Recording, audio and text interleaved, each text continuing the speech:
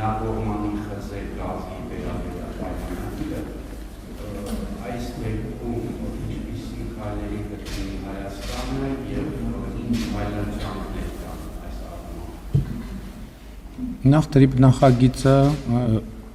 ուղիղ փոխկապակցվածություն խաղաղության համաձայնագրի ստորագրման եւ ավելացված լինելու հետ չունի, որտեղ արդեն ասացի, որ այսինքն դուք ասացիք, որ առանձին համաձայնագիր է ստորագրվում եւ այդ համաձայնագիրը կիրականացվի։ Ինչ վերաբերում է ձեր երկրորդ հարցին, մեր ռազմավարությունը մնում է նույնը, մենք Ռուսաստանի գործընկերների հետ հանգիստ առանձնյարդի համբերատար կաշխատենք եւ բոլոր խնդիրները կլուծենք։ Հավանիչ տեսանյութը եւ բաժանորդագրվիչ նորությունները բաց չթողնելու համար